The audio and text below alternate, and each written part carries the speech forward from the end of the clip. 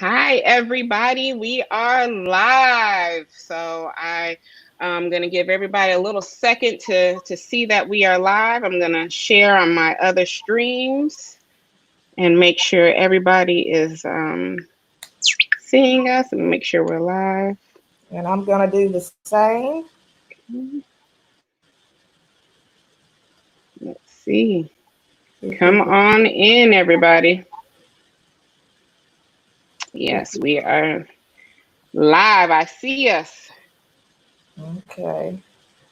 All right. I hope you guys are ready for a great conversation tonight.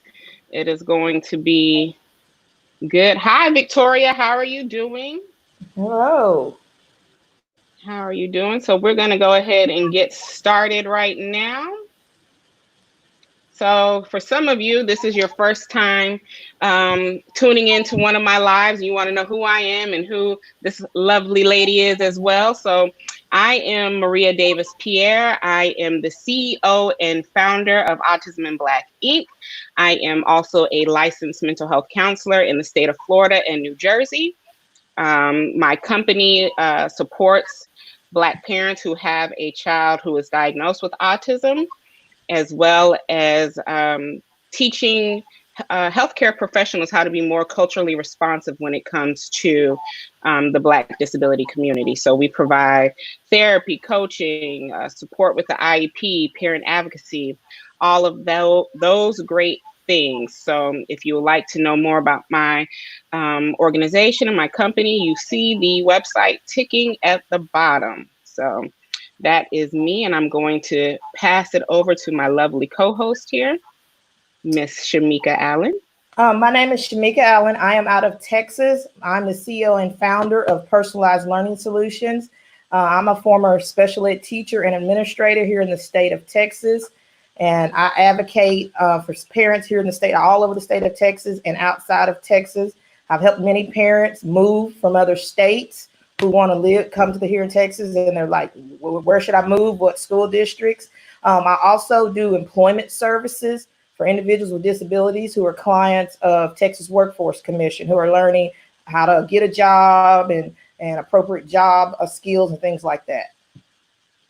Yes, and you all know why we are here tonight. We are here to talk about IEPs and 504 plans and what is going on with them right now during this pandemic and how things have changed and what you should be doing as a parent, as an advocate. So we'll go ahead and jump right on in. First thing we want to say is that the federal disability laws still apply. So that means minus timelines, which we will discuss a little bit later. The laws still apply. So the laws as far as having your IEP meetings, the laws as far as your child getting their support services, all of that still applies.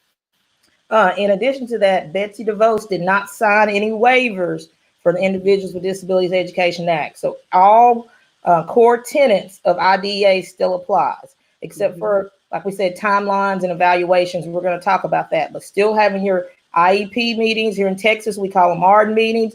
You're still supposed to get those. All aspects of FAPE still apply, which is free and appropriate public education. And make sure you still remember that part, appropriate. We're not talking about the best of the best here. We're talking about appropriate, and that leaves a little flexibility within those laws, but we'll discuss more about that as well. So what should you be doing right now? What should you be doing to make sure your IEP, your child's IEP and their 504 plan is good? What should you be doing? First thing, staying in contact with the school.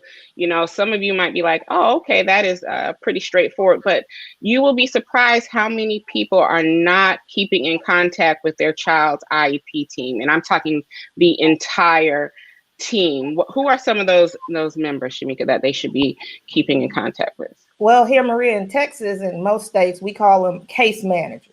Now, there's going to be a little trick here now because it's the end of the school year. So you've been in contact with either special ed teacher or one of your kids' resource teachers, maybe if they're in a self-contained class, or self-contained teacher here in the state of Texas is their case manager. You got to realize schools are ending here for everyone. And this is going to be the tricky part on who you keep in contact with, because here in the state of Texas, teachers move jobs all the time. So whoever is your child's case manager right now might not be their case manager next year. They might not be even at the same school. They might not even be in the same district. So when we say stay in contact during the school year, yes, it's your case manager here in the state of Texas. In most places, it's case manager, but that's going to be tricky right now with the end of school coming and teachers' contracts ending, and people might take different jobs. You can also keep in touch with, if you can, same thing, they could be moving, is your diagnostician at your school. Maybe the person who invites you to your IEP meetings. They might be what they call here, we call them in Texas, ARD facilitators. They send out all the notices. But again, those people change jobs. So if you have an email, you have someone to keep in contact with, I would still keep in contact with that person. Just know that that person could change over the summer and at the start of the school year.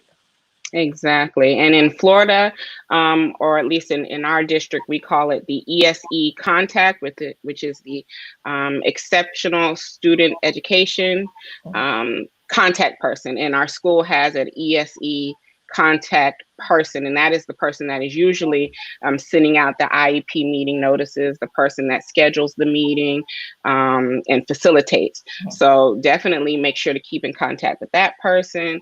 The teachers, because a lot of times here they're having meetings with the teacher your child is going to be going to next year. So they've already started being in contact with that person and telling the new teacher about your child. So you can definitely keep in contact with the teacher, the principal, the assistant principal, any of those individuals. And if you have a question or anything, make sure you are staying in contact with them. And go ahead. I'm sorry, Maria, does the ESC contact in Florida, does it change kind of like I said here in Texas? Do people move around a lot?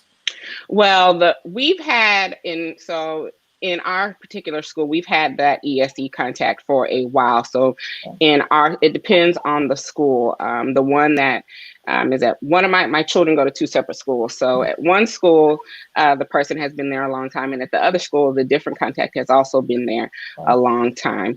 But you can also look on our district website and it tells you who the ESE contact is with their email. Another thing I can say too here, if you've got a case manager and they have moved and you don't know who to contact, you can go to your district's website and find the special ed director. A lot of districts will put their contact information there. And then here in the state of Texas, we have underneath special ed directors, we have special ed coordinators.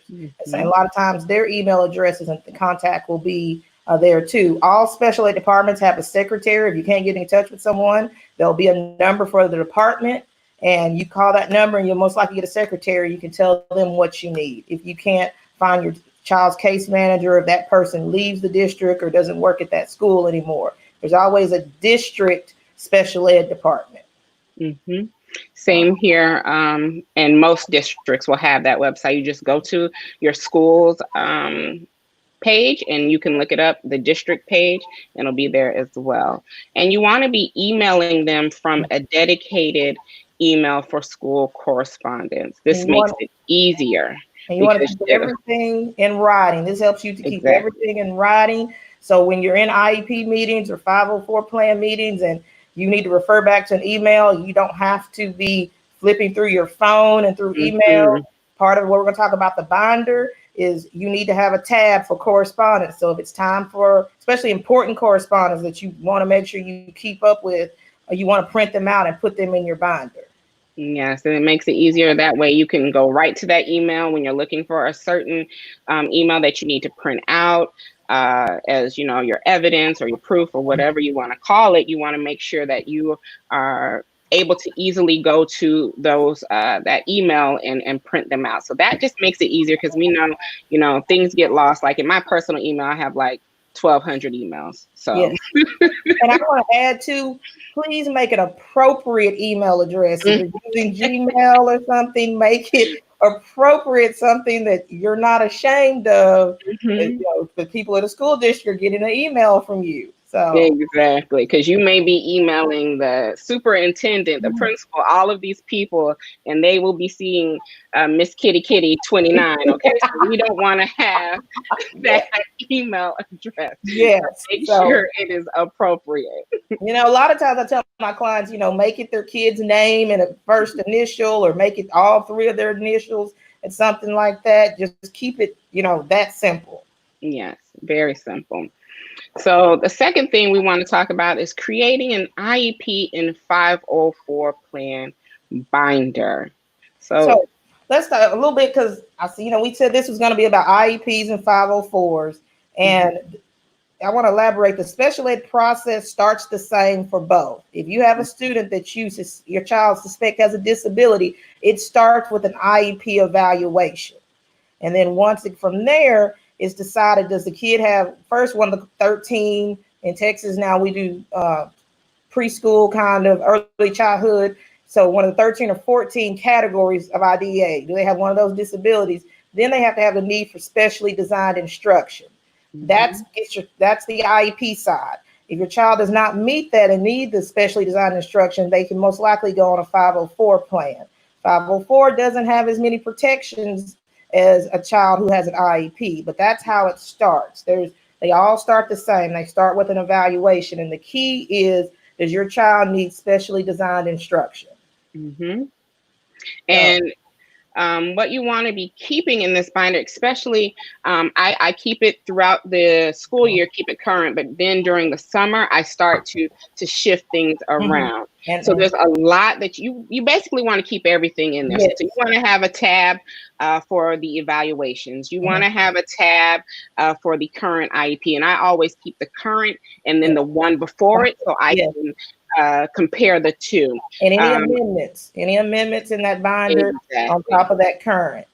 Exactly. You want to keep the evaluations in there. Correspondence, like Shamika was saying, any of the correspondence that you're having, you want to print it off and put it in there. And I take this binder with me to the meetings. Yes.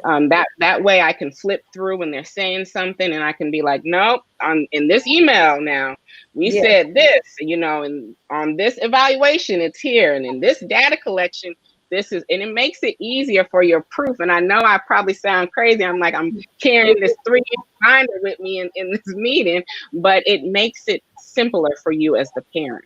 What I've seen a shift here, especially in the state of Texas. We ask school districts all the time to provide us proof, and they're coming back now and they're doing the same thing to parents. So I tell my clients all the time, we've got to have our data straight. We've got to have our proof. I have one client, she comes with binders that weigh like 10 pounds, and we're shifting them during the meeting. And but she has everything in there. On top of the IEP, the evaluation, she has every progress report she gets. Yes. She has any work samples, data collection. She has her email correspondence. Another thing I do here personally for my clients, before we go to any annual ARD meeting, or even if it's a review meeting, I have my clients write a vision statement for their child. And it's something personally that I just feel is very impactful. They read that vision statement when they ask you, what are your concerns at the beginning of the meeting? I have them read that vision statement. And in my vision statements, I have my clients tell, short-term goals, long-term goals. I have them tell something personal about their kid. So the IEP committee knows something like, do they like music? Do they like sports? So they know that this is a kid other than what they see on paper.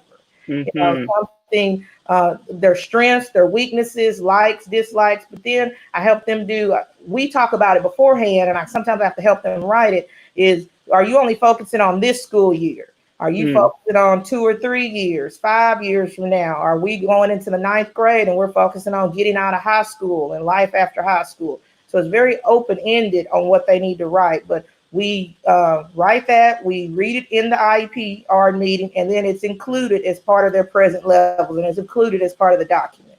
So that's a tab in your binder, because I like clients to see how their vision statement sometimes changes based on their child's progress. Yes. So you got to reevaluate those goals. Yes, and be realistic with it. Another tab that you want to have in there, if your child is at this this stage and age is the transition plan tab. Mm-hmm. You want to be making sure that you're having that plan in the tab so that you Yes. can reference it every IEP meeting, because like Shamika says, things will change. You know, your child will change as well, and they'll have different opinions on what they want to do and what the Mm-hmm. plan is, so it will shift. So make sure you're keeping a tab for that as well. Now, Mary, when you say that, one of the jobs I had in my years in the school district, for 2 school districts, what we call here in Texas, we have what we call vocational adjustment coordinators. Mm-hmm. And we were people that worked just with kids with disabilities on job skills, resumes. I taught what they call occupational prep classes. And I would do transition interviews with kids before an art, and it could change every week. Mm. They know what they want to do. So transition changes all. I mean, they 1 week they want to be a police officer, the next week they're going to be a basketball player. But another thing I want to say about transition, in the federal law, it has to start being included in IEPs at 16. Here in Texas, it's 14. Mm-hmm. So most districts, depending on their age, we will start talking about transition at ARD meetings here in the 8th grade. Yes, yes. And even if it's 16 in your state, I always recommend starting earlier, around when they're 8th grade age, because you want to have your child to start thinking about those things and being included in the meeting to talk about these things. And you brought up a good point. In certain states, it's going to be different. So remember that the IDA has guidelines, but your state can have guidelines that are lesser. They can't have any stricter laws, but they can make it better, the timelines better. Yes. So just remember everything that we talked about. You want me to recap what goes in the binder? So you got the recent IEP and 504 plan. That needs to be first and foremost, because if you think your child's not getting a certain accommodation, or something's not happening, or something's not going on with the goal or service, you need to be able to get to that IEP right then. That should be your first tab. Second should be your most current evaluation. That's from the school. And then if you have any outside evaluations, I know parents get outside evaluations. Also include your outside evaluations in this tab. Next, copies of progress reports.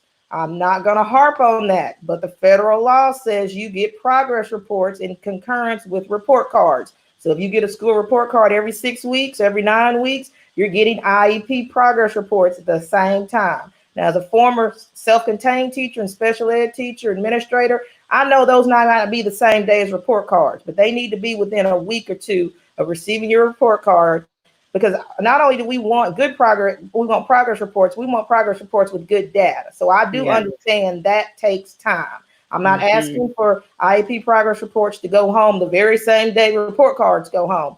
But if it's going into the next grading period, it's the end of the grading period, and you still haven't gotten the progress report from the previous grading period, that's unacceptable. Then you need to have any work samples. And you want to ask teachers to keep work samples. If your child is in elementary school and they come home with things in their backpack, keep those work samples. It's a little easier to get work samples at elementary than secondary. Data collection sheets. If you have outside providers, if you have tutors, if you go to ABA or anything, and they can provide you with any reports and data collection, put those in your binder. Right now, again, a copy of your vision statement. And then right now with COVID-19, if you've had any, and we're going to talk about this, prior written notices, IEP amendments, continuity plans, emergency plans, anything that has changed your child's IEP, you need a tab for that, because you're going to be dealing with these changes and effects of COVID-19 in your child's IEP or 504 plan until face-to-face instruction starts and until you have probably your next annual meeting. So you need to keep those. And then your parent contact log and any emails. And then one thing I also add in there are letters from my service providers that are not in the school. So therapists like me, my child's speech therapist, ABA therapist that comes to the home but not the school, because their letters are going to, if they can't attend the IEP meeting with me, then their letter comes with me, because we want to make sure those goals are consistent, that they each know what they're working on, because that makes it easier on the child. So you want to make sure you are getting letters, statements, and data from those service providers that are not at the school as well. And sometimes their data and their letters is also your proof when you're asking Mm-hmm. for something in an IEP committee and an ARD meeting, and the school district keeps saying, we don't see that, we don't see that, or we can't justify that service, Yep. we can't justify that additional service. Mm-hmm. That is your documentation. We ask, like I said, here in Texas, I have really seen us asking school districts to provide documentation for their reasons for either like removing a kid from general ed or something like that. So now they're turning around on parents too. When parents are asking for certain things, they've got to Mm-hmm. show proof of why their child needs that. So, Exactly. Exactly. And I had a client who the child would only receive group speech in the school, mm, and the child wasn't comfortable with that. So the child just didn't speak.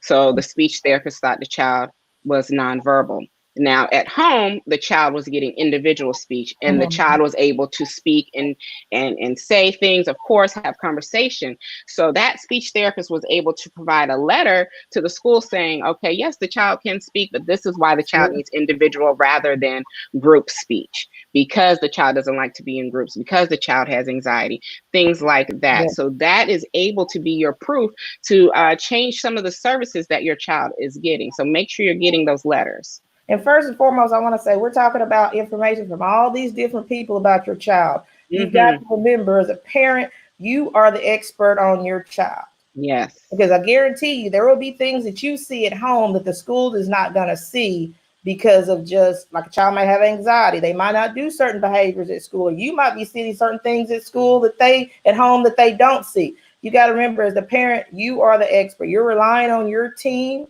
of professionals, but you are the expert. And sometimes Mm-hmm. parents don't feel that way because their child's at school so many hours a day. Then they might leave school and they got to go to this therapy and that therapy. And if you look Mm-hmm. at the hours in the day, other people have spent more time with their child than they have. So sometimes Mm-hmm. they feel that other people are the expert on their child and you are the expert on your child, period. Exactly. Exactly.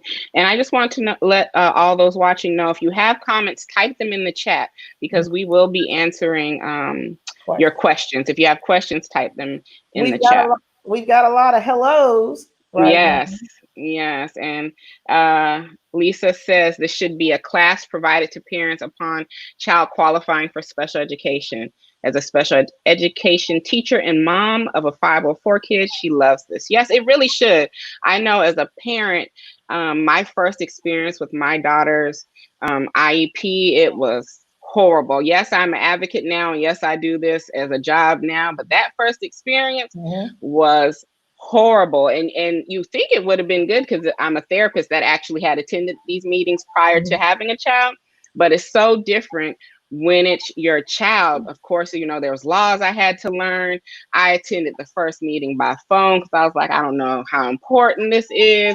There was Oh, just stuff that I did not know, you know. And then luckily I learned quick that, okay, yeah, this is extremely important. So, you know, we rely as parents on the school to teach yes. us this, but they're not, because No. they want to make sure that, one, their costs stay low, their budget Yes. is low, and that they don't have to provide all these things that your child is really entitled to. So you can't depend on the school to teach you these things. You And, have and to I do it and I yourself.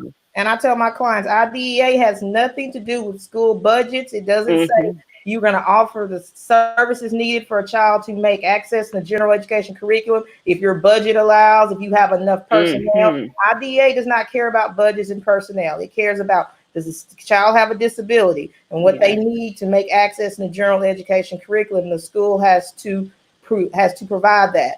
And back to another Mm-hmm. point you were saying, I have many clients who are teachers, and I have clients who are special ed teachers who hired me because they go in as the Mm-hmm. parent role. They can't split Yes.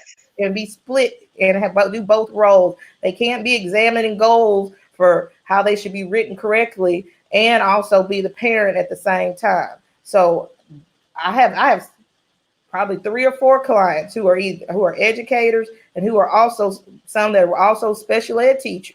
Mm-hmm.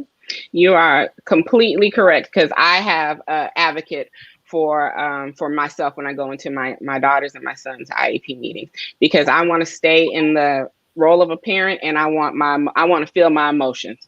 And as a parent, I am going to be triggered by certain things the school says Mhm. to me.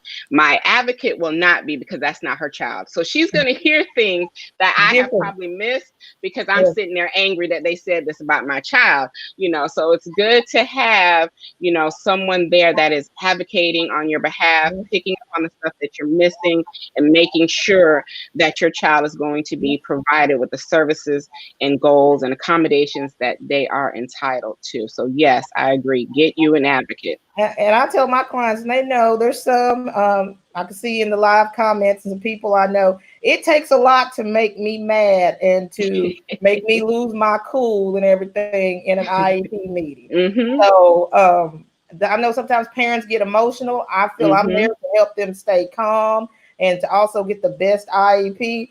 But they know, and they know, people know me pretty well. It takes a lot to push my buttons in a meeting and to get upset. And then, I know at that time, hey, we need to take a break. Let's take a 5-minute recess so that everybody, regather themselves, and then we come back and we hit them again. But I think when you're looking for an advocate, you got to find the right person that fits you.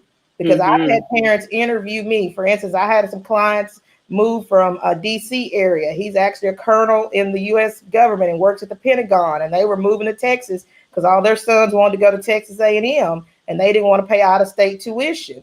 And they had tried this other advocate in the area and did not work well for them. But they were calling and interviewing people. So you have to not only find someone that's you feel is gonna advocate for your child's needs. You got to find somebody that works personally, because I go and sit at many of my clients' tables when we're prepping for meetings, or we're on the phone before that. So you got to have someone who works with you, that you feel works with your personality and is going to diligently work for your child.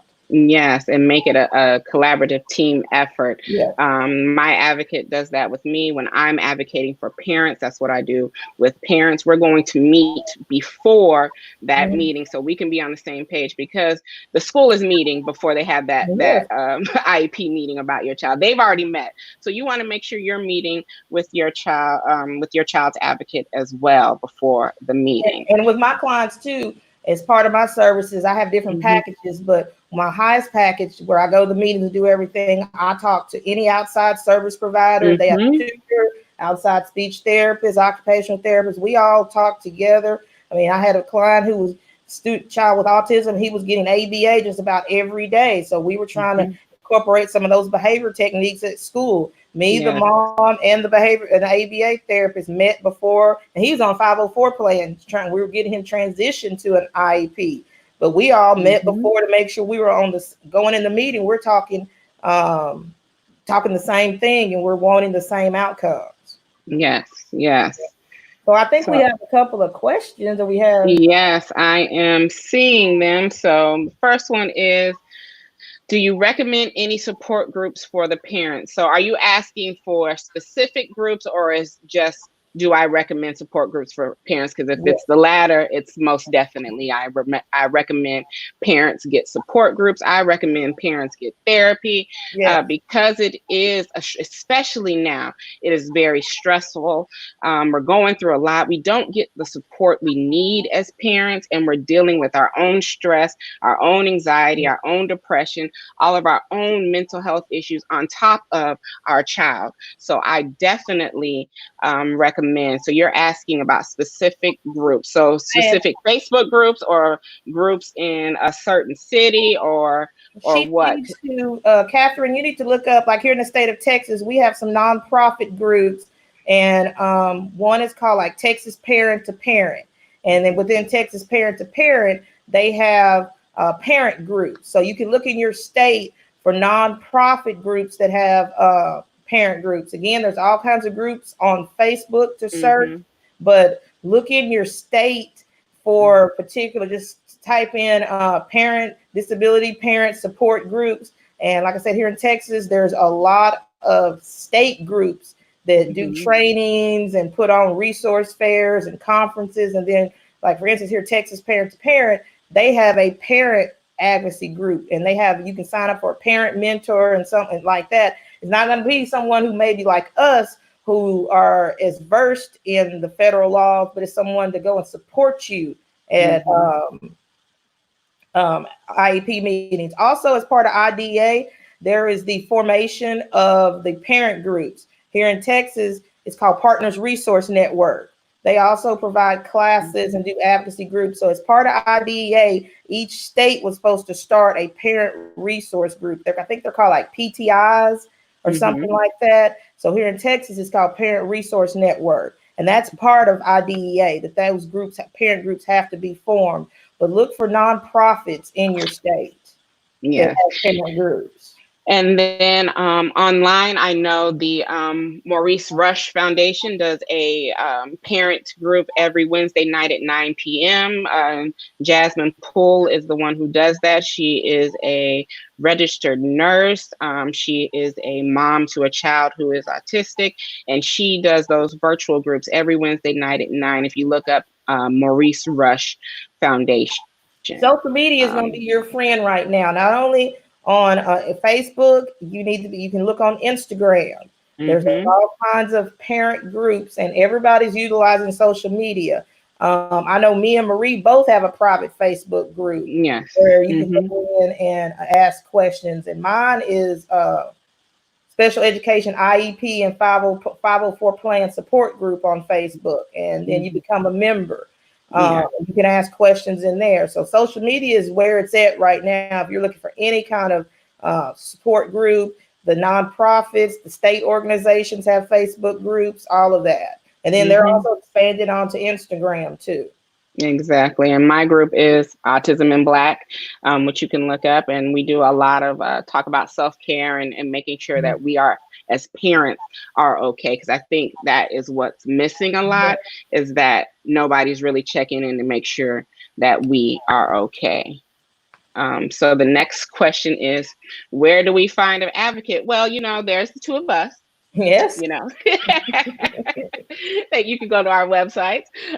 But also you can look on, I believe you can look on the COPA. Can you look on the COPA website? Yeah, you can look on the Council of Parents and Attorneys and Advocates. Yes. COPA, they have it broken down by states.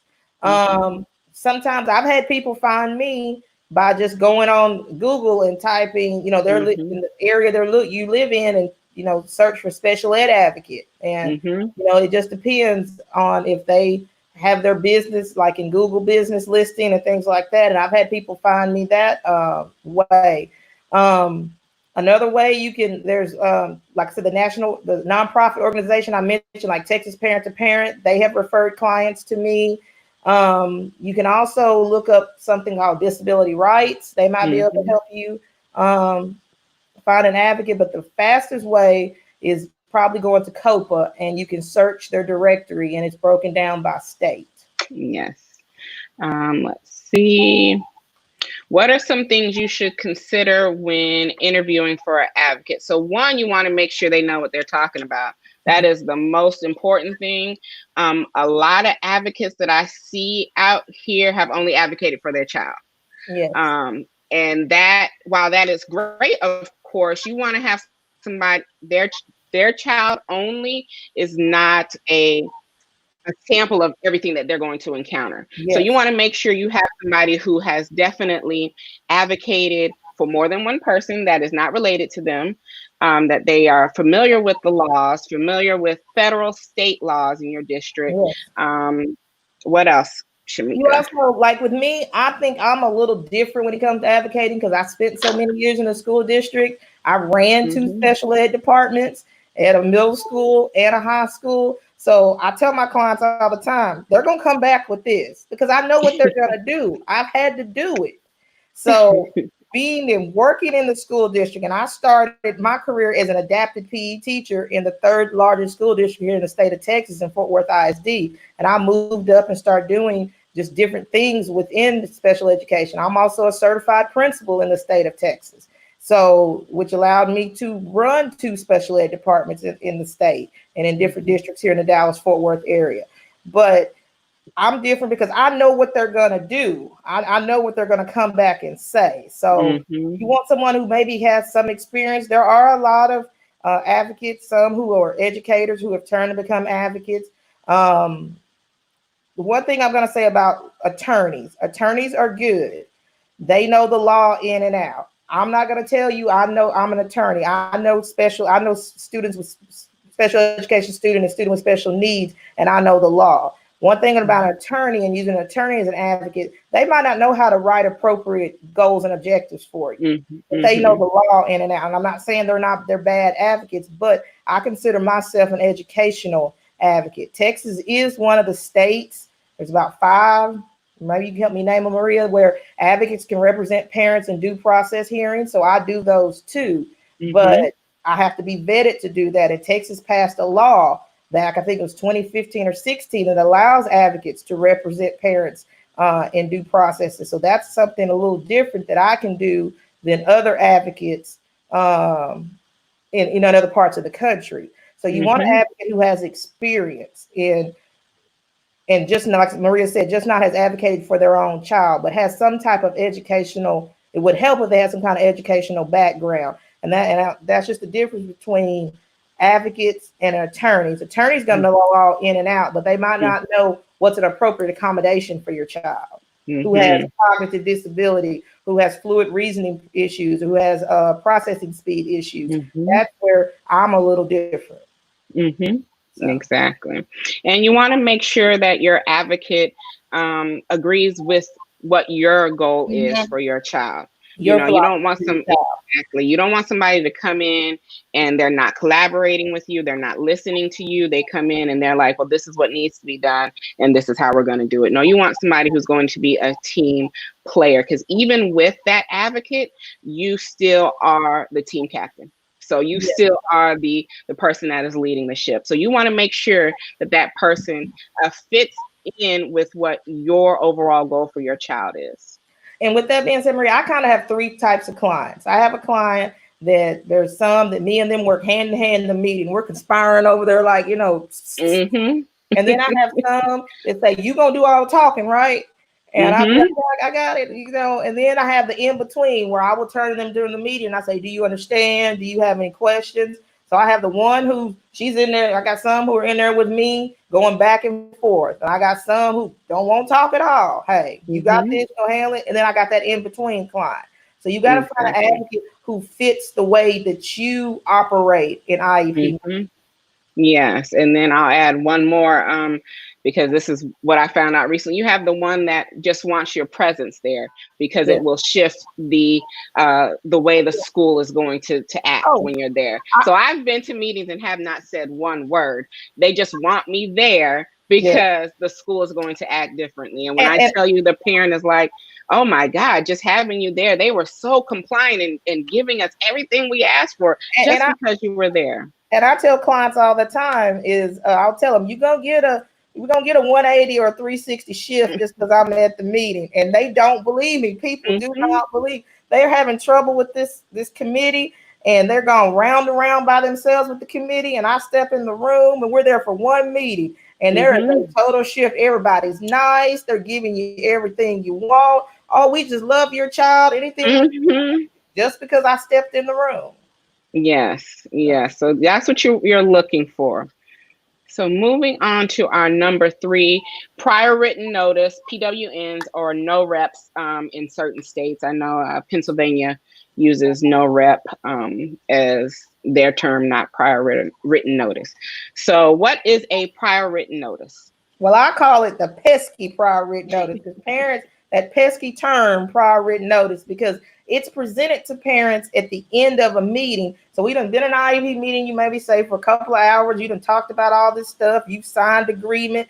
Then you get this notice called a prior written notice, and it explains what they're gonna do, everything they're gonna do and implementing your child's IEP. So the word prior, some parents may think, oh, I should have got this before. It's prior to them implementing all the things you just talked about, or prior to them implementing any changes in your child's IEP. They have to give you this notice. So even though you've been through an IEP meeting and you signed agree, you still will get this form, because you can sign your 5 days away, or you can wait your 5 days, the 5-day waiting period. So that's why it's called prior written notice. And it basically is a summary of everything that you just discussed in that IEP meeting. Yes. And now with the pandemic, with Corona, what we've noticed is that schools are sending PWNs to the parents' home. Yes. And some of them have ridiculous statements like schools are no longer responsible for FAPE. That is just the most ridiculous thing, as they are going to still be required to be responsible for FAPE. So Mhm. if you're getting these in the mail, you have to first be familiar with your state laws, because some people will be like, don't sign them. But states, in some states, even if you don't sign, Late action. it means that you still agree to it.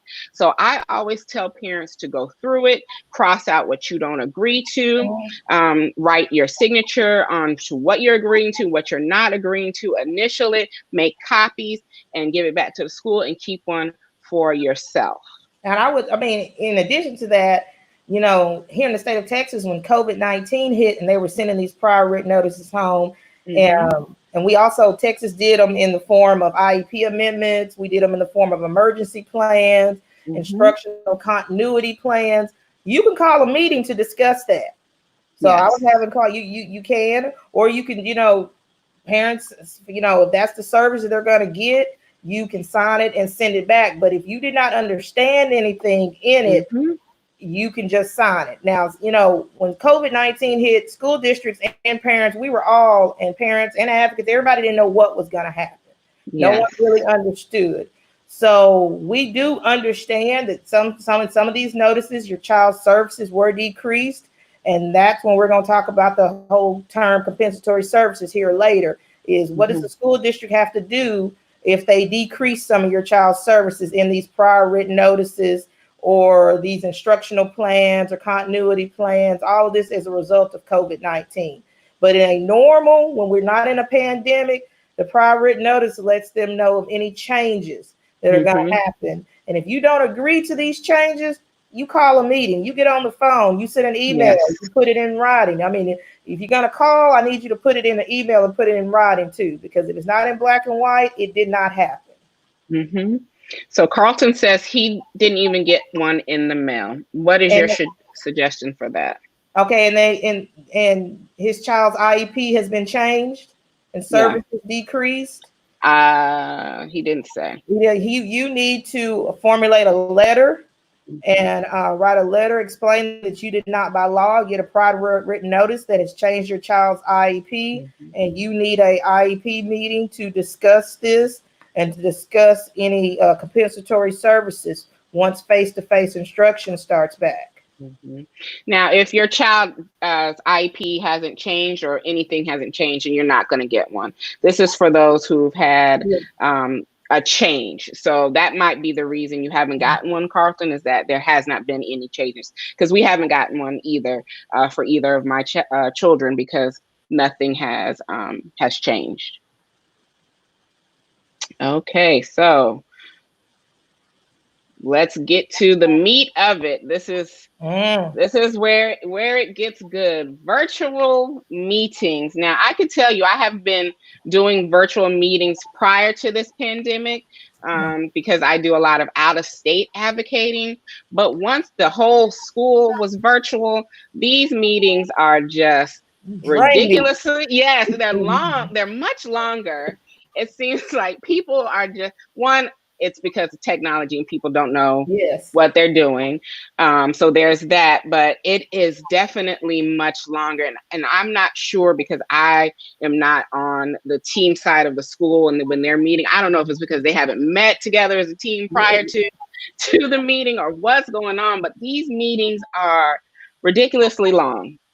Well, one thing I want to say too is, when COVID-19 hit, the state of Texas put out their first TEA, Texas Education Agency, put out their first guidance March 26th, and let districts know you need to continue with your ARD meetings, because you don't. They justified it by saying you don't want so much work in August, because the beginning of school year is tough on any special ed team in any district in any school.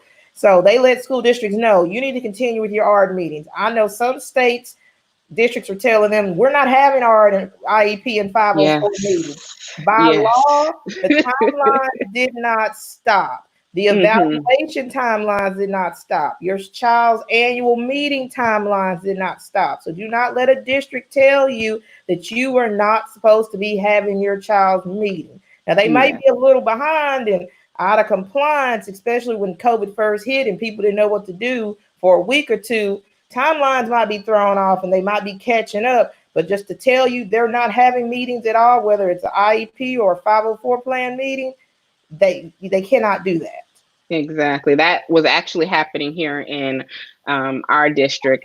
Some were saying that you could just opt out. And I was like, no, do not opt out of your child's IEP meeting, because they were like, oh, we can just have it whenever we resume face-to-face instruction. We don't know when that's going to be. So you could be potentially talking about the end of the year before you would have a meeting. And if your last meeting was last May, you're now so far behind. Your child is in a different grade. They need their new goals.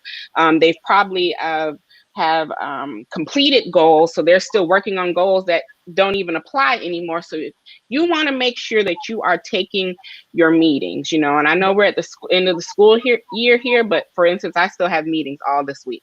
IEP meetings. So you want to be making sure you're taking your meetings. You still want, another thing is, don't let them tell you that you have to attend in person. Even before pandemic, you can attend IEP meetings virtually or over the phone. So don't let them tell you that. You have in IDEA, you have a right to use alternative means to attend the meeting. Exactly. I told y'all my first meeting I attended by phone for my daughter. So, and this was, she's 8 now, and this was 5 years ago. So yes, it's nothing new in regards, but just know that the basic guidelines still apply, meaning they still have to let you know beforehand when the meeting is going to be. You have to, if you're not available for that time, then there has to be a reschedule of that day. Yes. Because you are a part of the IEP team. You are a required member by law. There are certain required members under IDEA, which are you, the parent. It's an administrator from the school, a special ed teacher, a general ed teacher, and a person who can interpret evaluations. You cannot have a meeting without those people there. Yes, we like to have the OT there, the speech, the PT, behavior specialist, but those are not required members. If you have had an IEP meeting and you don't have the 5 people, I think it's 5 that I mentioned, you did not have a legally compliant IEP meeting. Yes, and I've heard some clients say that, oh, the teacher isn't going to be at the meeting. I'm like, well, how are y'all having a meeting? The teacher's not going to be there. Like, the teacher knows the most of the people who are sitting at that table, because they're the ones that are working with your child day-to-day instruction. Besides you and the teacher, if the teacher needs to be there, and if they cannot be there, then it needs to be rescheduled. So if one of the team members can't be there besides you, you need to make sure that they reschedule. So we have a question. She says, can they hold a meeting without you if they've attempted to make contact with the parent X number of times? Yes. That's the 3 notices. Yes. Lillian, yes, they can hold that meeting without you. They have to have documentation of when they sent you the 3 notices and a notice. They can do a paper. They can do 3 paper notices. They also usually will try to call you, send you an email, but they have to document the 3 notices that they send you, and they can proceed with the meeting. Yes. What else about the meetings?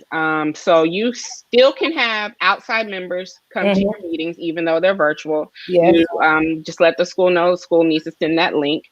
As I said, I'm having my child's personal IEP meeting on Friday, and our attorney is going to be present. That person has gotten a link. So, if you also still want to ask for the draft IEP before the meeting, because you want to see what they're proposing and see if you're agreeing to those goals and accommodations and modifications. And it will help to make, I do that even before virtual. It'll help to make the meeting shorter. This also applies to 504 plan meetings. They can be done virtually too. So everything's virtual right now. Don't let them tell you because of the pandemic we're not having meetings. As far as the draft of the IEP, I make sure my clients, we get a copy. We ask for present levels, updated progress report, Even if they just updated it 2 or 3 weeks ago, I explained to IEP committees, you need to update the progress report in lieu of the ARD or the IEP. I also ask present levels, updated progress report, draft goals, and accommodations. Sometimes I ask for schedule of service, but those are the basic pieces that I ask for.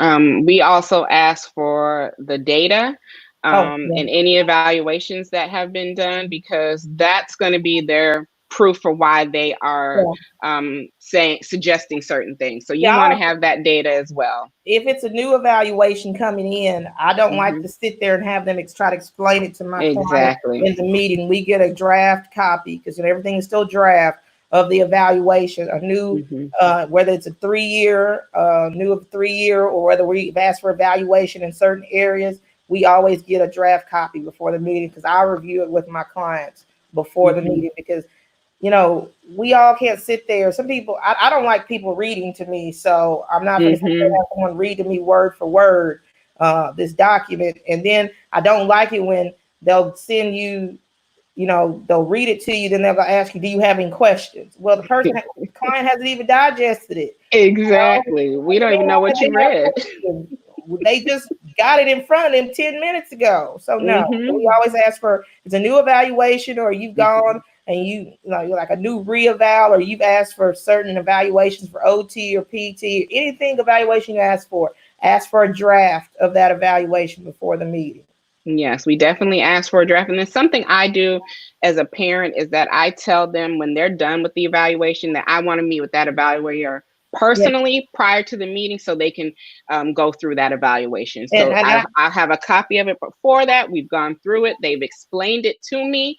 And then in the meeting, we'll talk about it again. But I always recommend that you tell them, I want to meet with you when this evaluation is done. I don't want to wait until the IEP meeting. Yes. We have another question. She says, from your experience, what impact does an administrator have on the meeting outcome? Okay, that's a good question. I've had several meetings where the budget of the school and how they deliver special ed services, and not just the administrator, I've had diagnosticians do this too. Their way of delivering services at a certain campus, and a student might not fit into their continuum of services. Even though IDEA says they're supposed to have a continuum of services, the way they deliver services, that student might not fit. So yes, an administrator might try to sway an IEP team a certain way. And then sometimes teachers feel they can't speak freely because of retaliation from their administrator. So you kind of have to, that's where you have to have a seasoned advocate who understands that. Like someone like me who's been on that school district side, I can tell when that's happening, when people don't want to speak up. Or when I have clients will say, well, teachers have said this to us in the past, or we got an email saying this or something, but they don't speak up at the meeting. So sometimes an administrator will try to drive a meeting if a student's needed, for instance, increased inclusion support or in-class support in the classroom, and they don't have the personnel to do that at that time. So they might try to say, oh, they don't need that. So yes, they do try to impact the decisions in an IEP meeting. Yes, and I definitely agree and have seen the same thing. And what I tell parents is that, yes, we have the federal laws and the IDEA and the disability laws, but a lot of times the people at the school are not really familiar with those laws, and they've created a culture in their own school that they abide by. So a lot of times the things that they're doing are just not legal. So that's why it's important for you as the parent, as your advocate, to know those laws, because they're going by the culture of their school. They're going by their budget, what the personnel they have. I've had where it's in the IEP that the child has to have speech, and they've said, oh, well, we don't have any speech therapists available. That's not my problem. You're gonna have to find. I would say it's not like a personal problem. Exactly. If you can't find one in the school, you have to send one to my home. That's just how it works. I don't know what you want me to do about your personal problem. It's in the IEP. Make sure you're providing it. Period. And that's the thing is when parts of your, once you sign an IEP and it's agreed upon IEP, if they don't follow it, that's a systemic complaint. There's two types of complaints you can file. There's procedural complaints. That is like they didn't give you your 5 days notice. They didn't give you 3 notices. That's just the procedures of IEP meetings. But then when you have an agreed upon IEP and like for instance, a teacher says, oh, I ain't got to do that accommodation. That's a legally binding document between you, the parent, and that school district. And they have broken that document. And that's a systemic complaint. And you can file a state complaint on that. The pieces of your child's IEP agreed upon signature between you and the IEP committee here in Texas. Now, the only people that have to sign an agreement, check agree, are the administrator and the parent. That's an agreed upon IEP. And if certain things are not done in that IEP, that's a violation of that contract. Exactly. So Natasha says, is there any wording or accommodations that can be put into an IEP 504 to avoid suspensions? Well, when more than likely this is a student who maybe has a example of students who have behavior plans, who had a functional behavior assessment and a behavior intervention plan has been developed. I've had things in the IEP that says in a behavior plan that the behavior plan will be followed first, and there will be certain things that are done in the behavior plan before the school disciplinary code is followed.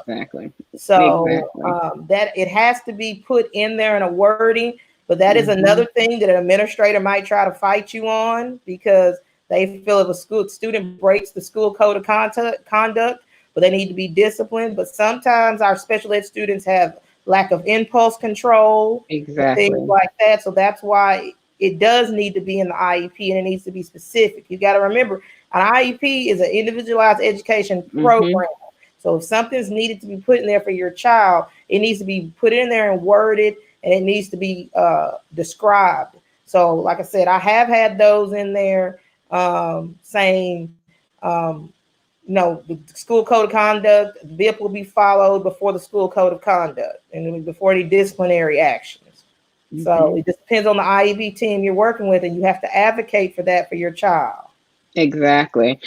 So for those of you who don't know, FBA is the functional behavior assessment. That's what they're doing, evaluations if your child is displaying certain behaviors. If they meet the criteria during this evaluation, then they get a BIP, which is a behavior intervention plan, which will be in addition to their IEP, and the schools have to follow it.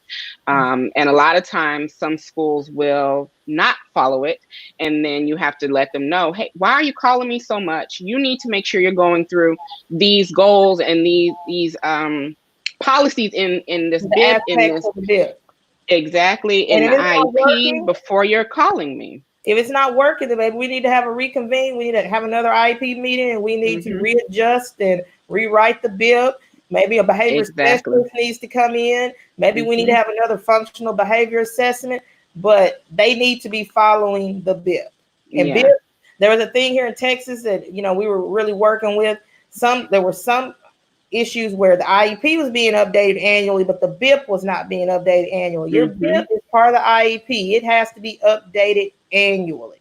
Exactly. Same as other pieces of your IEP. And you need to be making sure that the person writing the BIP is qualified to do so. Because some schools have people who are not qualified to do so, to write the BIP, which is why it doesn't work, which is why there will still be issues, because they're doing things that are not, it's just like the IEP, it should be tailored to your child's needs. So if it's not working, call a meeting, which you can call at any time, and then let's reconvene. Let's make sure that this is appropriate for my child, and if not, we need to figure it out. Because if your child is being suspended that much with a BIP in place, something needs to be readjusted for your child. And in the BIP, they are looking at targeted behaviors that they have discovered from the functional behavior assessment. So these target behaviors, they're trying to eliminate and have a replacement behavior for. So maybe your BIP, your child's targeted behaviors are not truly the behaviors that he needs to be working on, that the school district needs to be working on decreasing and increasing replacement behaviors. So maybe your targeted behaviors need to be changed. Exactly. Targeted behaviors. Exactly. Have another assessment done to assess the actual needs and see what's going on there. I'm not for sure what she means by manifest arts. Manifestation IEP meeting. So Okay. when a child gets in trouble here in the state, and I think it's all part of IDEA, but in the state of Texas, when a child gets in trouble and they feel, it's a violation of the code of conduct, we have what we call manifestation arts. And we're looking at two things, basically, is the behavior or results of his IEP. And I mean, the result of his child's disability. And if it is, then we've been so sometimes I've been in meetings where when we said that has happened, then a new FBA has been done, a new BIP has been done, a new services have been put in place. When the art committee decides that the behavior in question was not a manifestation of disability, then that means that child can be sent to alternative school. They can be disciplined. You have to look and see in manifestation arts or IEP meetings, is the child's behavior a result of their disability. So Janelle says, how are schools supporting or supposed to support executive functioning support virtually? And that she may need to hire someone to help manage all of the online work.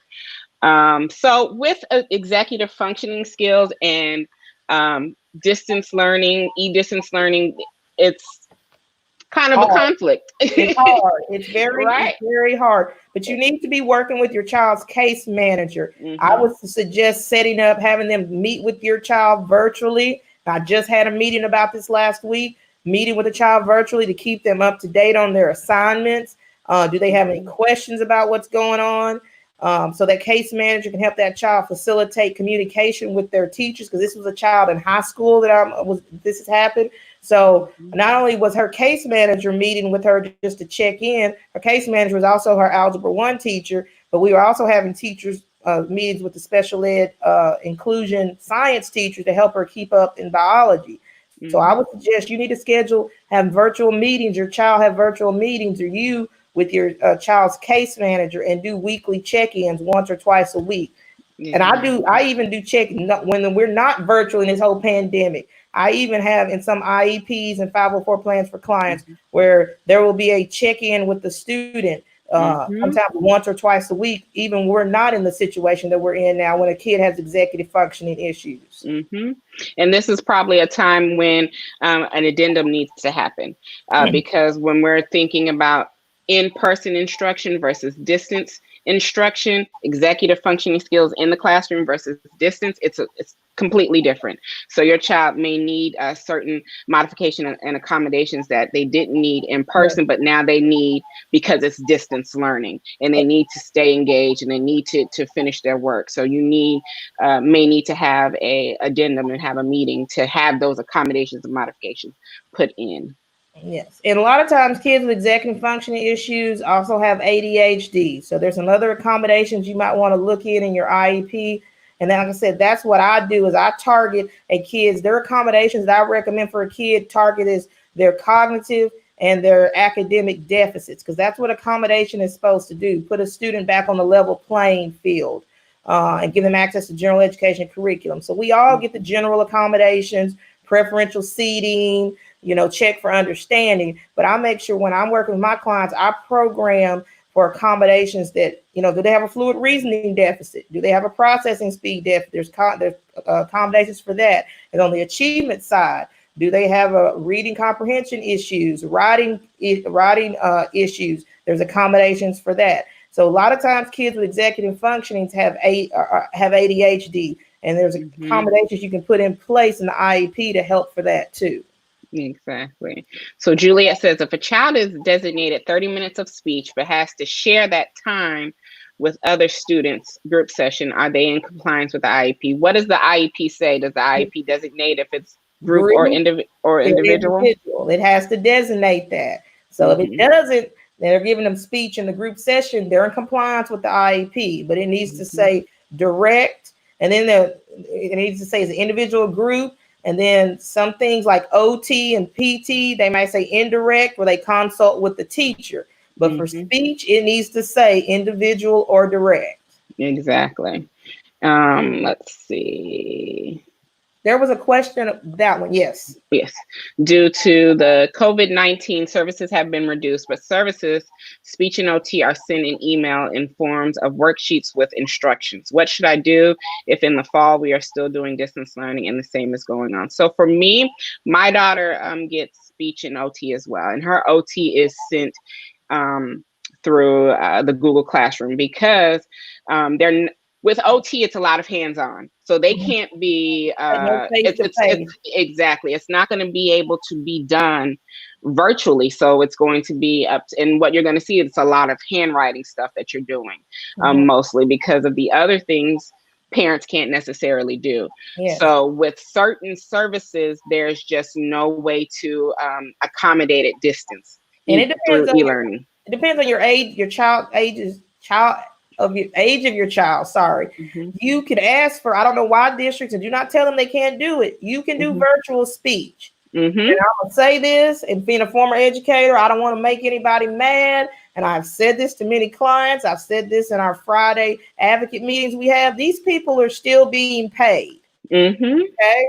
So this whole time, I know here in Texas, districts are getting out of school now. The first couple got out starting last Thursday all the way through Friday. But this whole time, these last 9-10 weeks, people are still being paid. Okay, so they should have been working, whether it's meeting with your child once or twice a week. Speech can be done virtually. Now, it does depend on the age of your child and if they can sit there in front of a computer, but speech can be done virtually. Very much so. And it was something, if it's not, you should talk to the actual speech therapist and send them, and if you have the email, or I know a lot of schools use apps like Class Dojo, send them a message and say that, hey, the worksheets aren't enough. We need to do our actual group or individual session, and they have the skills and the tools to do so. My child sits with her speech therapist and gets her speech done.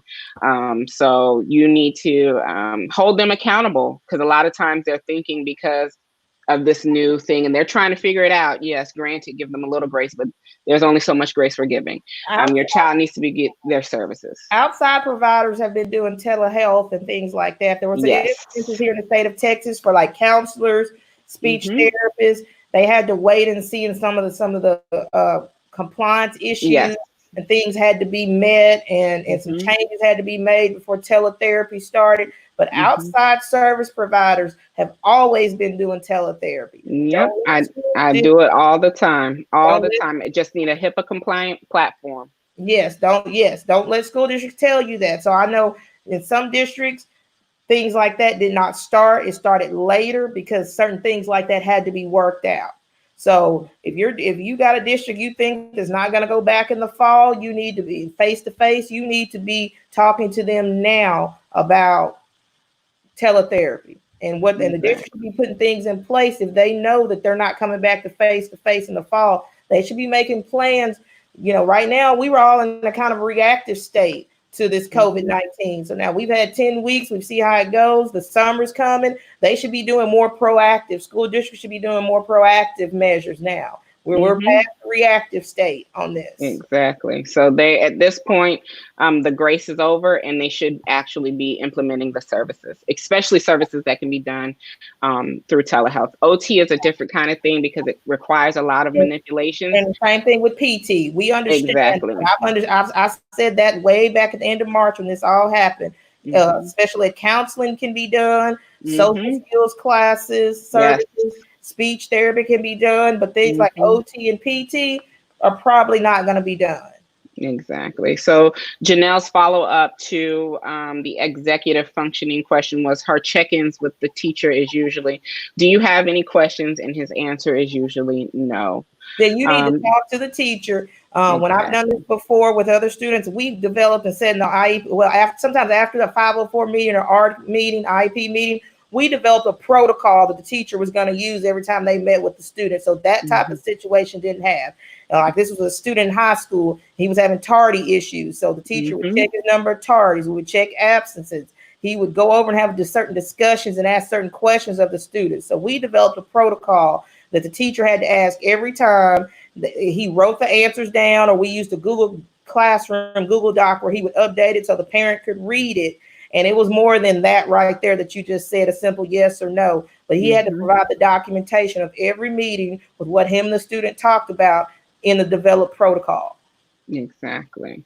So we are getting to our number 5, and it is evaluations. I think talking about evaluations is just fun in general, because of one, personally, what I'm going through with my daughter's school regarding it. But yeah, I mean, you will hear some of the most craziest stuff when it comes to evaluations, and it all boils down to the timelines. Look, I understand. I have a lot of friends who are school psychologists, who are speech therapists in the schools, and I know that you have a caseload that is out of this world and it's unrealistic, and there are not enough of you. I understand that, and I get that.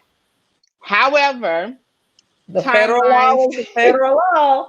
I mean, it's just like any other federal law, you know, there's speeding law. I mean, there's laws. So here, one thing I want to say, you know, the federal timeline for IDEA is 60 school days to evaluate. Here in the state of Texas, they felt that was too long. Our evaluations have to be completed in 45 school days. So that's even a stricter timeline to meet. And 90% of the time it's met. We usually don't, you know, it has to be extenuating circumstances that 45 days school day timeline is not met. Ours are not being met. They're not being met. There's so much I could say, but I want to watch what I'm saying here. They are not being done in the right amount of time. And it's because parents are not aware of what the actual laws are regarding the timelines, so schools take advantage of it. It's important for you to know what the timelines are, because you're going to hold the schools accountable to it. You will get crazy things like a minimum of 12 months we have to do speech. I don't know where you live at, or what policies you've created. That is just completely crazy. It is just Let's talk a little bit of timeline. So when you have a child that you suspect has a disability, you put it in writing, I want my child evaluated for special ed services. They have 15 school days to get back to you. They have to get back to you in 2 ways. They meet with you to sign consent for testing, or 2, they give you a prior written notice of refusal. Those are their only responses. There is there's no waiting. I have parents I've talked to parents who have waited months for an evaluation. No, months. 15 school days to respond. Once you sign the consent, that's the 60 school days to do the evaluation. And here in Texas, it's 45 school days. But after that, once the evaluation is complete, it's 30 days to have the IEP meeting to review the evaluation. So, be aware of those timelines. Once you sign that paper saying I consent to my child getting these evaluations, the timer starts ticking. And you need to be making sure that they are staying in compliance with those timelines, because it matters. As a therapist who does evaluations, your child is going to be a completely different person. They need to be making sure, and that's the reason for the timelines, because if I've done an evaluation, and it's been 90 days, 120 days, that's a completely different child, you know, from school days. It's school days. The weekend. And then it's also your child has to be at school. So I have to look it up. But I know here in the state of Texas, if your child is absent so many days in a row, the timeline starts over again. So it's 60 school days. So when you first send notice that you want your child tested, that's 15 school days. And then it's 60 days, school days, or 45 school days here in Texas to have the evaluation. And then to have the IEP meeting is 30 calendar days.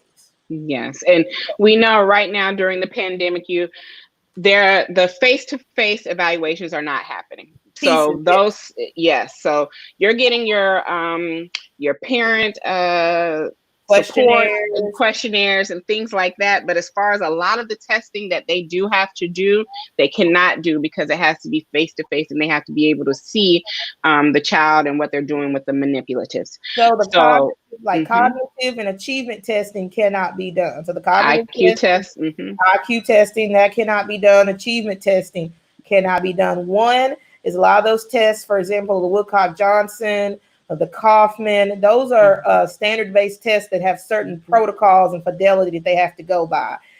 There are some testing companies, when COVID hit, they signed and said, I think I have one from Pearson and a couple of other places that signed saying that testing could be done virtually, but school districts still were holding off because you also want a good evaluation. You just don't want to rush and get just to hold the district to get an evaluation right now. We understand the evaluation is needed, but you also want to make sure the fidelity of those testing instruments that they are using. So for anybody, like I said, there's the Kaufman, there's the Wessler, there's the Woodcock Johnson. Those are standard based, and there's fidelity that needs to be established, and that's how I get a lot of my clients IE sometimes, that the evaluator did not follow the procedures of the testing instrument or the fidelity. So I understand that getting an evaluation is important right now and finishing them, but you also want a good evaluation. Exactly. And for those who don't know, IEEs are the evaluations that are done outside of the independent education. Yes. Where you make the school district pays for those, where if you have had a problem, you don't like something about the evaluation they did, you can submit a letter and ask for it by law and IDEA. You can ask for independent education evaluation, and the school district will let you know yes or no if they're going to give it to you. 90% of the time they give you the outside evaluation, because if they don't, they have to go. They can go to due process, and you push it further, they can go to due process to defend their evaluation, and that costs a lot more money than just granting you your outside evaluation. Exactly. And be mindful that the timeline is paused right now during the pandemic. But once school is back in session, we're counting from the day that the school ended.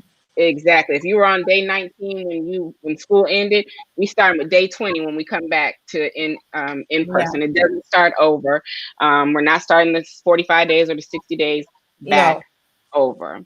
So Victoria says, how often should evaluations be done? So they are required to do them triannually, which is every 3 years, but I always suggest parents get them yearly, because your child 3 years in a gap is a lot, especially when we're transitioning from middle school to high school.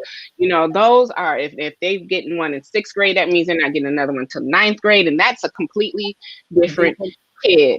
So you want to make sure that you're doing what you need to do, and if they need one before then, you can always request that they do it. I also suggest that if you have a kid in high school, you get one their senior year before they leave, especially if they're going to go to post-secondary, because they can take that to the disability services office at whatever campus they're going to. And so you all, for seniors, you always want to, at least if it's due at your junior year, that's okay. But really, between junior and senior year, you need to be getting a new evaluation. Yes. So moving on to another fun one, data collection. I know a lot of parents. Let me say one more thing about evaluations. 504 plans are a little different by law with IDEA.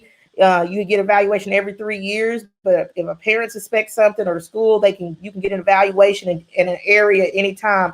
504 plan is a little different. You need to check with your district on their reevaluation timelines, because like I said, the protections under IDEA for a kid with a disability and an IEP is different than 504 plan. There's more protections for a kid with an IEP, but you just want to consult with your district. There could be a district 504 coordinator, and same thing like the district special ed director. There should be a district 504 coordinator, and you can look at your reevaluation timelines.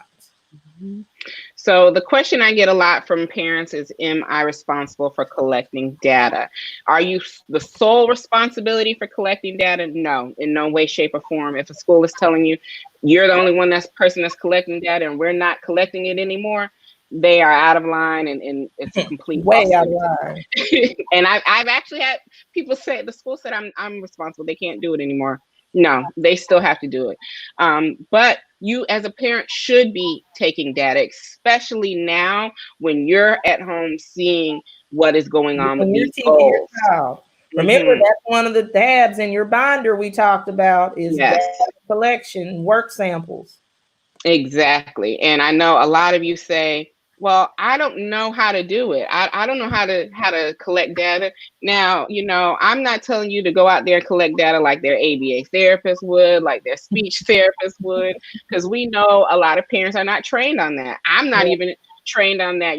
So when I'm talking about looking at goals, I'm saying look at the goals that are written down for your child and you assess what you're seeing. Yeah. Are they meeting what the goal says? Are they not meeting what the goal says? What did they do with that? You want to make it simple enough for you to do, but simple enough for them to understand and be able to apply that data to them making goals and suggestions for the next IEP. So, for example, say your child is working on double digit plus single digit addition.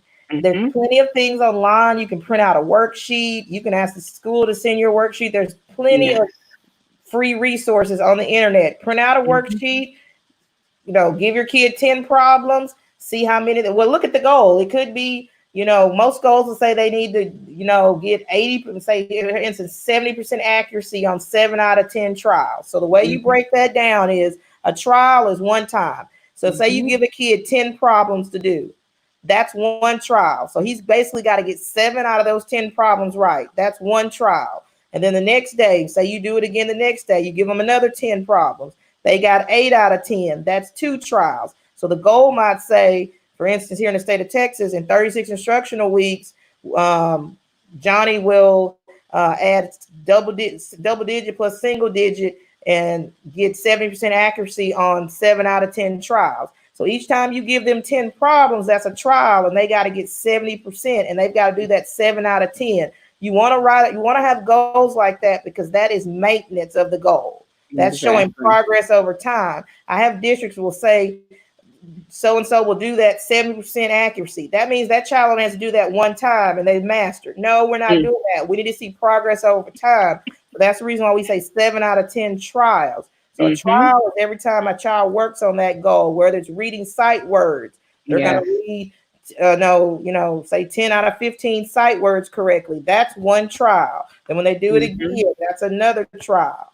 Conversational turn taking, Yeah. with back and forth 3 times. We're talking about, we've had this conversation, went back and forth 3 times. Were they able to do that, and do so within the guidelines of what the IEP states? If so, okay, yes, that means that they've done it, that particular goal. So those are the things you want to read the goals and read what they're saying. You're Yes. not going to make this difficult for yourself, but you want to read what is said and then do those to the best of your ability.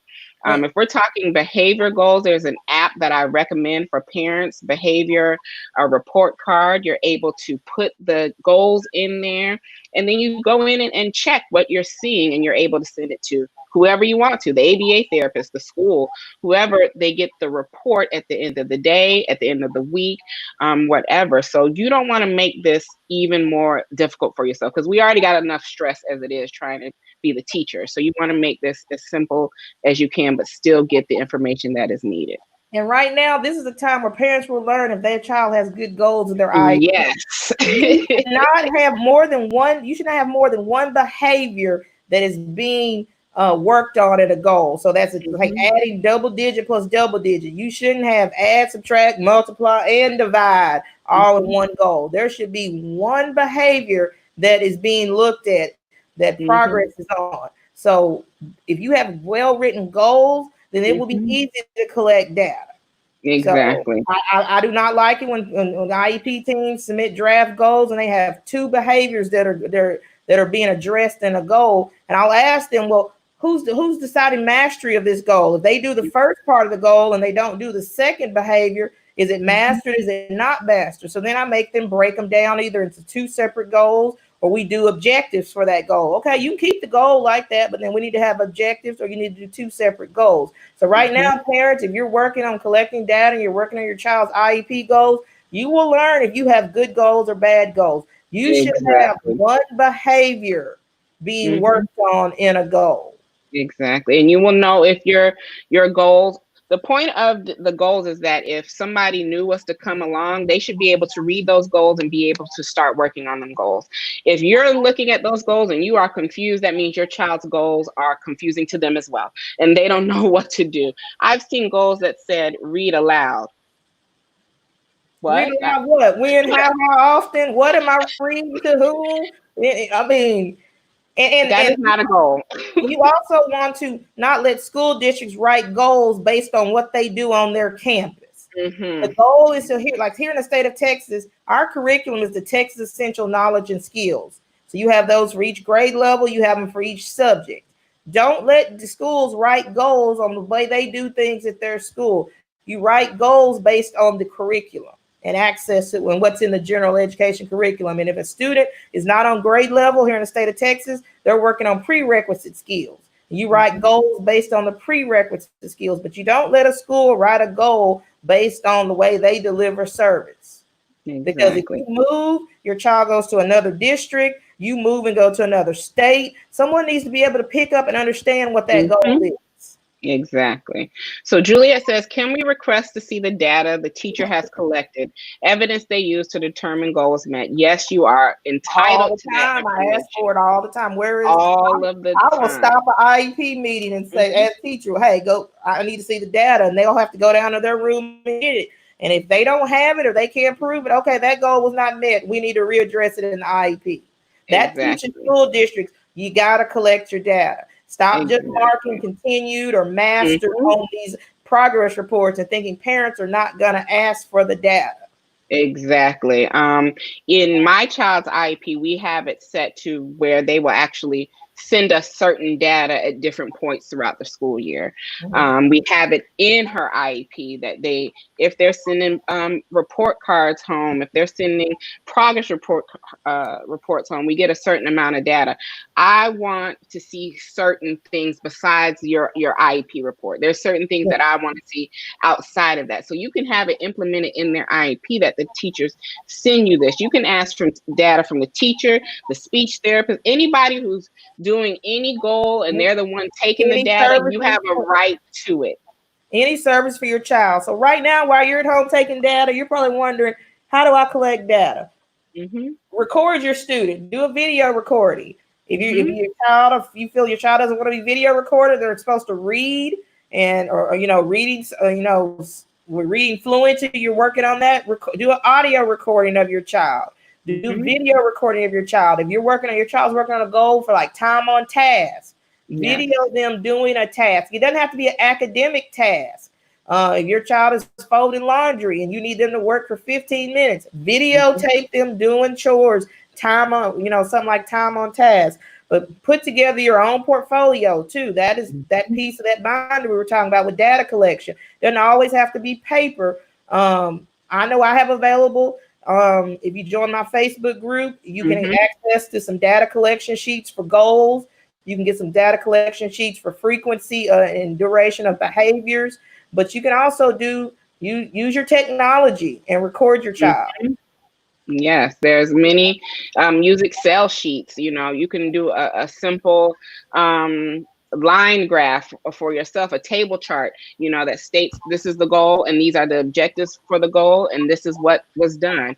It's going to, you want to make it, like I said, simple for you to collect, but also as a proof to show what has been done because they use that data to make the next goals and to prove what's going on. So you want to make sure you have your data. And right now, your data collection is going to be very important as we talk about our next topic, ESY, and then really compensatory services, because a lot of you got prior written notices or amendments that reduced your child's IEP. And so here in the state of Texas, they came out with about 2 weeks ago guidance to school districts for ESY and compensatory services.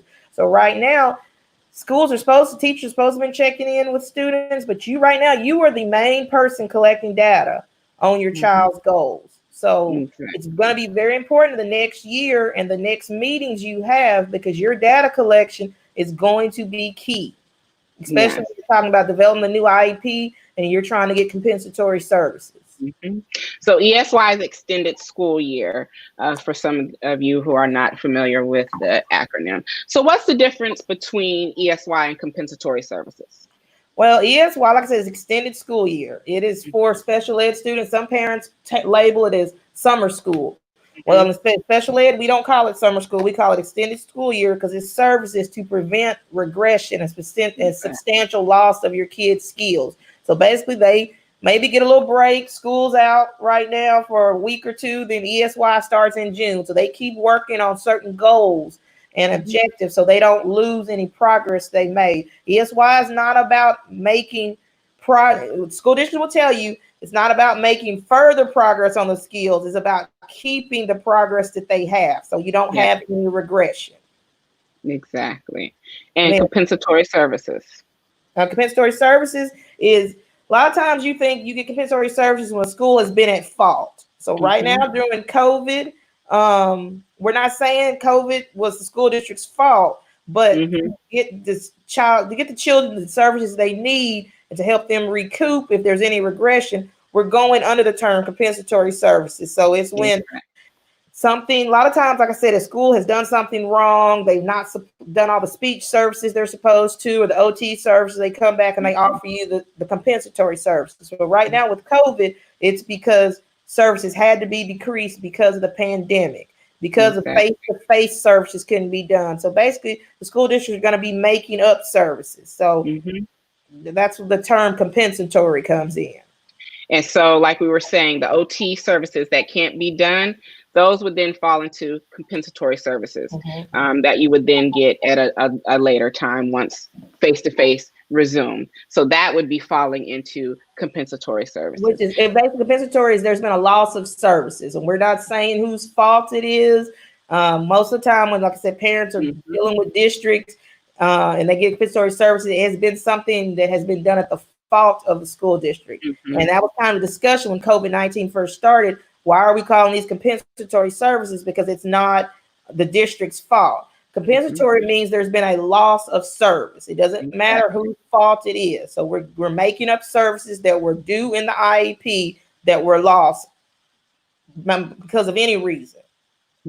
So Monique says, is ESY in all states? Yes, it is a part of the IEP.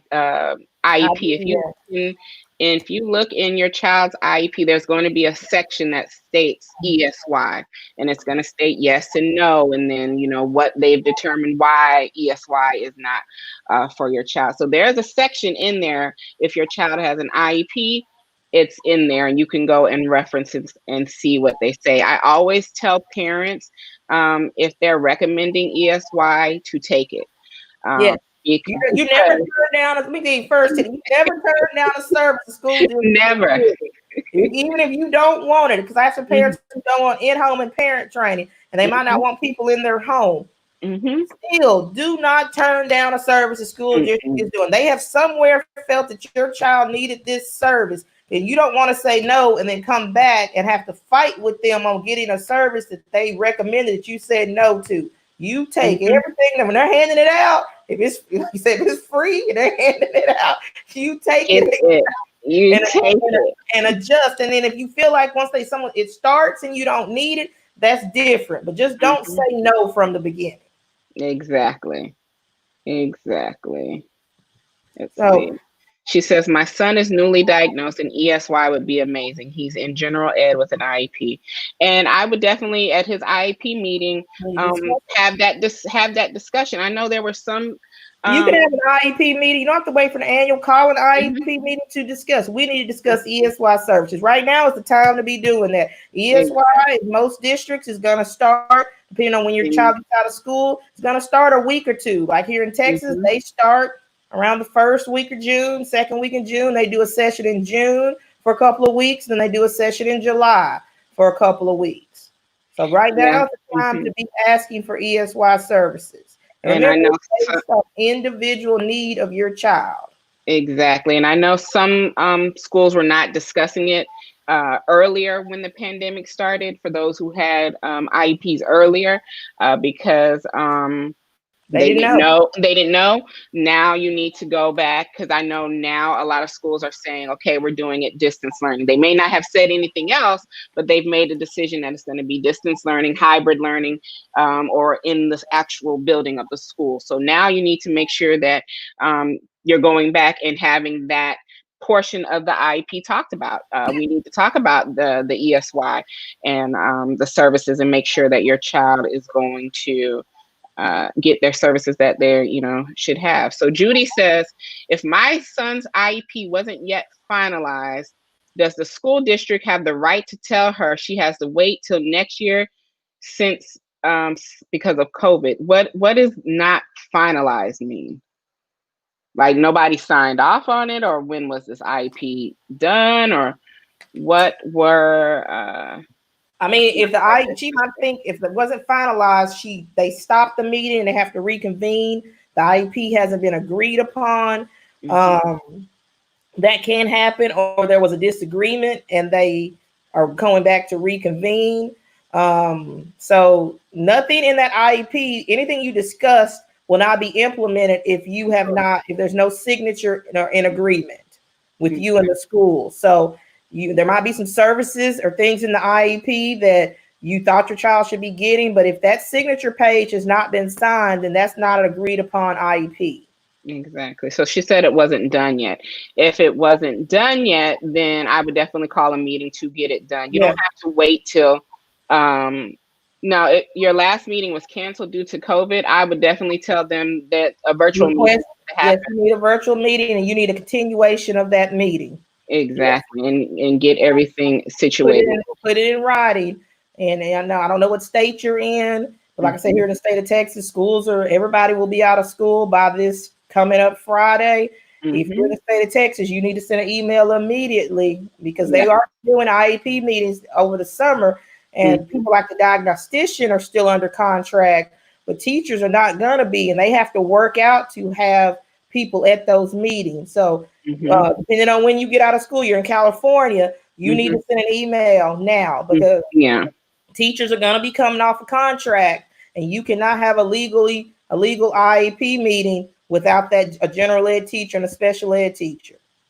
So make sure you are sending that email and getting that, because once you request it, they do have to respond to your request. That's the thing in IDEA that I have parents that get upset about. There's nothing in the law about when you request an IEP meeting, how long they have to get back to you. I have parents who fuss about that. That is a problem, because sometimes diagnosticians or people who schedule the meetings put people off because they don't want to deal with certain people. That is the only thing that is not in IDEA, is how fast they have to respond to you when you request an IEP or a 504 meeting. So Juliet says, what factors determine need for ESY?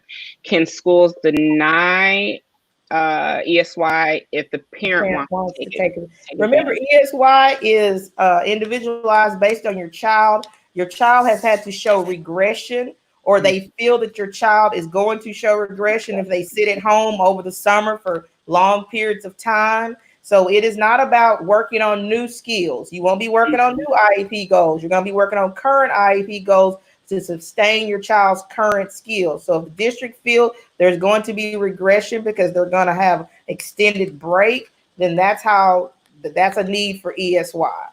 Yes. And again, that's where the data comes in. That's where you advocating for your child comes in, and having that conversation about what it looks like when your child doesn't get services. A lot right now, we are seeing regression happen right before our eyes because a lot of stuff has been decreased. Our children at this point, everybody should be qualifying for ESY because, there is a lot of regression happening because our children are not getting the services that they're supposed to be getting. So I definitely would have the conversation, have your data ready, and have that conversation with your IEP team about why your child needs ESY. And a lot of school districts will tell you it is recoupment of critical skills. Well, I look at anything that's in the IEP because that's a child's deficit. That's a critical skill. Anything that's written in their IEP that they're working on, they're getting a service for, they're getting that goal, accommodation, or service, because they're deficit in that area. So that is a critical skill for that child. But district will tell you ESY is to recoup and stop regression of critical skills. Mm-hmm. So Sharika says we're having virtual ESY in Florida. Yes, we are. We have started to get those emails. Janelle said this virtual in VA in Virginia. It's virtual. Texas here, it's virtual. It's school district by school district. One thing though, here in the state of Texas, it was put out a couple of weeks ago, guidance. I don't know, for instance, Fort Worth ISD, there's 300 kids going in for face-to-face summer school. This is not ESY, but TEA, Texas Education Agency, put out guidelines for kids wanted to have, school districts wanted to have summer school virtual or in person. So I did read an article today where there's 300 students in Fort Worth ISD, which is the third largest district in our state. They will be doing face-to-face summer school spread out over 4 campuses. So, but I know a lot of special ed ESY is going to be virtual. I haven't heard of any district bringing special ed students in for ESY face-to-face.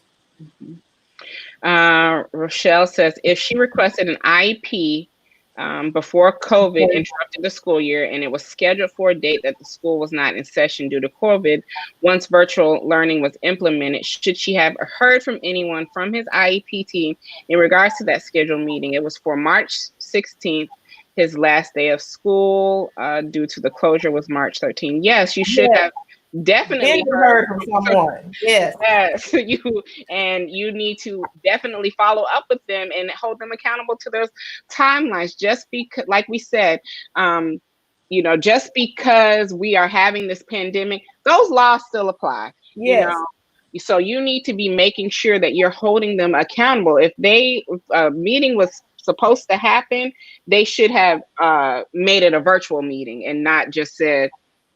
And one reason you might not have got your meeting is that if this was not an annual meeting, they might have said, oh, we're going to hold off on this meeting because it's not the student's annual IEP meeting, but you still contact your case manager or your contact for the school, the diagnostician, and say, I need this meeting rescheduled. But I'm going to tell you, probably the reason this happened is you were calling a meeting maybe because of a parent concern, and this wasn't your child's annual meeting. And they were probably just trying to stay caught up and stay in compliance with annual meetings. But you need to reach out and tell them, hey, I had a meeting scheduled on this day and I need that meeting to go on. So Kendra said our district won't do in person. Virtual does nothing for her son. And I'm the only one who thinks that the risk of mental health suffering is greater than the risk of COVID for these special kids. Shouldn't the districts be meeting in person with kids that cannot be participate in virtual learning? And is she being a sane mother? I will not comment on whether you're being sane or not. I understand that it may be frustrating, but then we have to also think about the health, and not only that, the schools have to abide by what your state officials, your local officials, the governmental officials have stated. So if they've stated stay-at-home orders, if they've decided that it's too risky to be meeting in person, then it's not going to happen. A lot of our children are not responding well to virtual learning versus in-person learning because they don't want to sit and look at the computer, because their attention span is very is low, and they're squirrel and dog. Their time on task is low. And here in the state of Texas, schools were not closed, but physical buildings were closed till April 30th. So you could not you could not be at a school. That was the state order by our governor. Now that was lifted May 1st. And like I said, Texas Education Agency about a week ago put out a guidance for in-person summer school, which is not ESY, and virtual summer school. So basically, that right now kids can go back in the buildings, and that's up to district. That's each individual district. So yes, Texas has said that they can open. Yes, but it's up to each individual district. It's still up to each individual district. TEA is giving guidance. TEA has not said you have to reopen your schools. So yeah, we just need to know that a lot of times we have to also think about the health of those not just our children, but the health of the staff workers, the health of those that are implementing, the teachers, the school psychologists. So it's a lot of factors in that go into it. So, if your child is not responding well to virtual, have a meeting and talk about what can be done. And it puts a lot on you as the parent, because you're going to be the one that's going to be implementing these things for your child.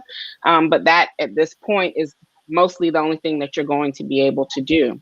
Like Kendra, I want to address Kendra. Yes, Texas is open now. School districts, school buildings are open. So just like Fort Worth ISD is doing summer school, there's 300 elementary kids who are going to be spread out over 4 campuses. And then they also said to teach virtual summer school, some teachers might need to go on campus to get the resources they need. It's a district decision.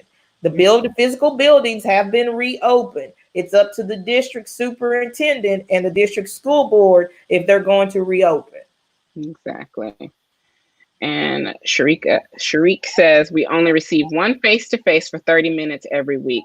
She's hoping for more face-to-face for ESY. So face-to-face instruction, services, or are we talking about just face-to-face teacher instruction? Mm-hmm.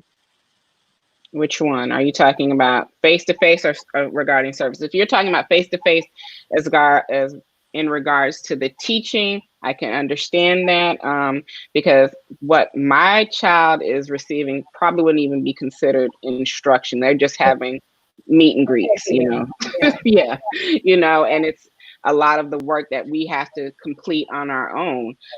So I would, if you're wanting more, I definitely would reach out to the teachers. Sometimes they can be very accommodating with that. Mm-hmm. And then have more one-on-one time with your child to help with the teaching. For me, face-to-face teaching. So we just ask for more time. Mm-hmm. I mean, and I said this before, and some of my teacher friends may get mad. This whole time during all this, they've still been getting paid, and they have been working a lot less. So you just have to ask.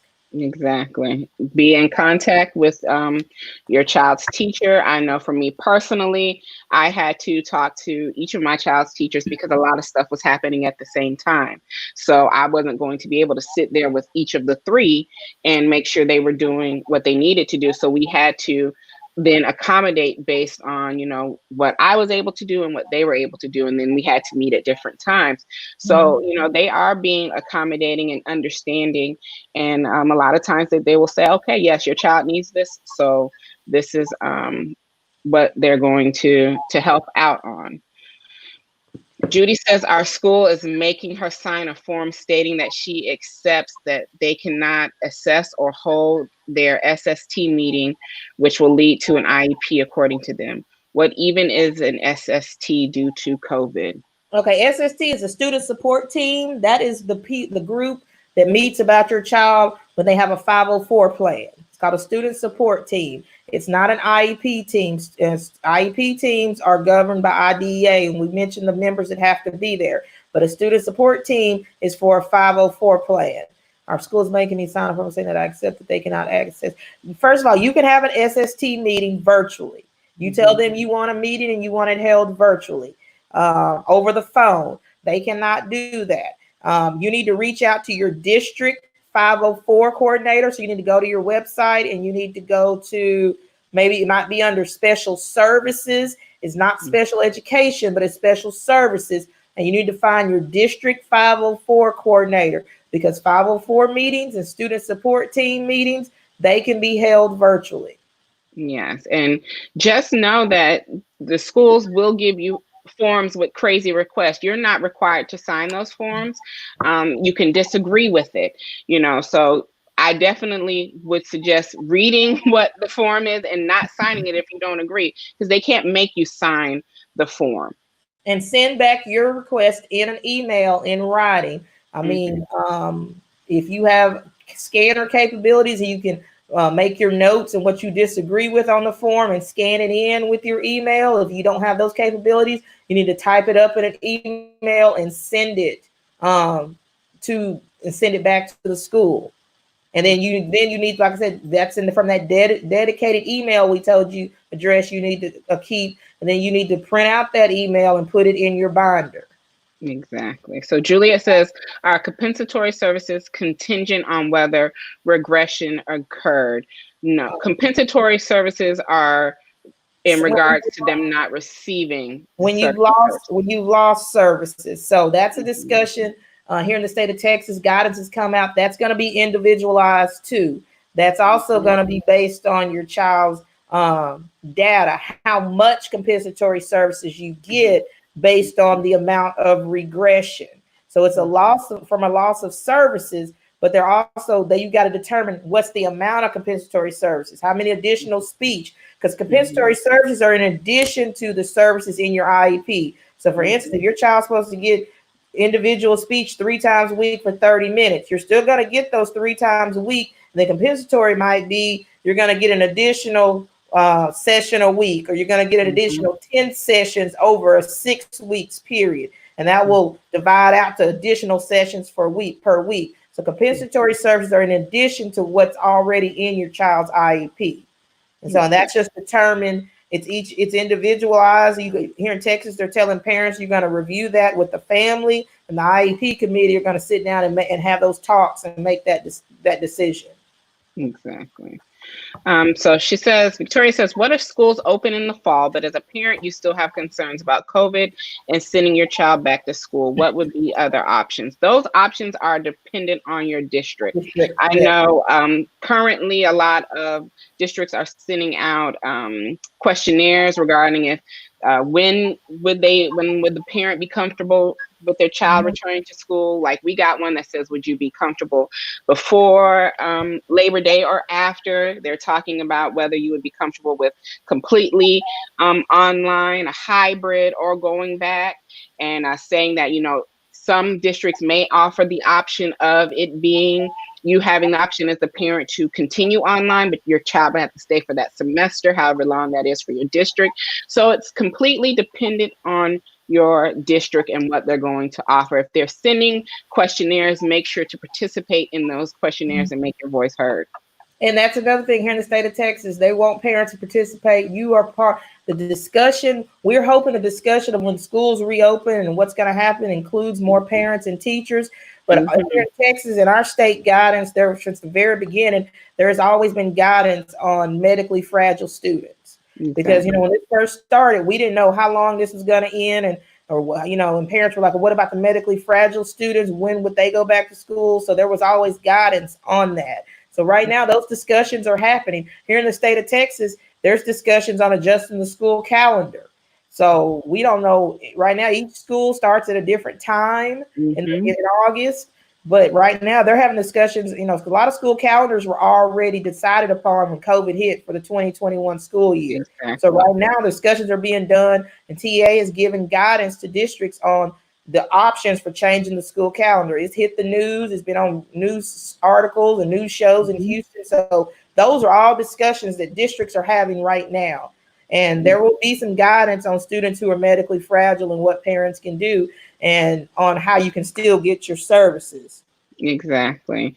And that brings us to the resources, your the actual Department of Education website, staying up to date on that, your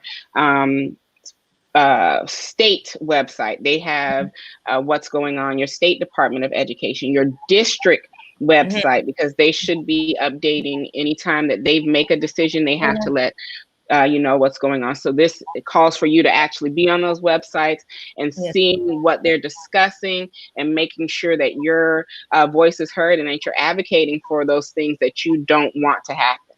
Probably the easiest thing, every district has a COVID-19 update or area. And a lot of times, a lot of districts will link to your state. A lot of districts will link to your state websites. So it's probably be easier to go to your district website, and they will have COVID-19 resources, and they will link to other resources and to your state agency resources. And some of the states are tough to navigate, and the information is sparse. But you can also email and ask questions about what is going on and what decisions are being made. So as we get to our wrapping it up portion, if you have any last questions, please drop them so we can answer them. Monique says, I heard a rumor in our district that all special needs will be strictly remote learn. Is that legal? My son doesn't do well with remote learn. What state are you in, Monique? Because I have Yeah, not heard anything about that, that. yeah. That's Um, that's almost discriminatory. mhm. And I want to tell parents first and foremost, your special ed child is a general ed student first. They're not a special Mhm. ed student first. Your child is a general ed student first. So they are they have the right to everything that a general ed student has the right to. So your student does Mhm. not come in the district and is a special ed student first. They are general ed. It's So California. this has to be made an option for parents. It cannot Mhm. be something because that's almost discriminatory. Yeah. So Yeah. Remember, whatever they're offering for general ed students is what they need to be offering for your special education students. I have, So general ed I, students are going on campus face to face. Your child your has the right to child. go on campus face to face, and that's a decision as you as a parent has to make. Mhm. Have to make. Exactly. You know, we hear a lot of stuff that the districts try to do and try to implement. And like I said, remember, the culture of what they're creating versus actual laws. They want to do certain things as because that's the culture and what they're used to. Doesn't Mhm. mean it's actually legal. You know, so you want to revert back to the IDA law, Section 504, to make sure, and the disability laws to make sure that what is happening is actually legal. You And know. the laws we're talking about are for IEPs, of course, is IDEA, the Individuals with Mhm. Disability Education Act, and for Mhm. 504 plans, it's Section 504 or 504. the Mhm. Rehabilitation Act of 1973.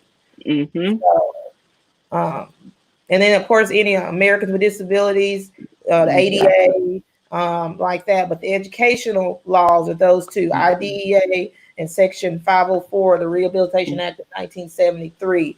And if you feel that your child is being discriminated against, you can file an Office of Civil Rights complaint, an OCR complaint. Exactly. Exactly. And I would definitely, if that was the case, that's something that I would be looking into.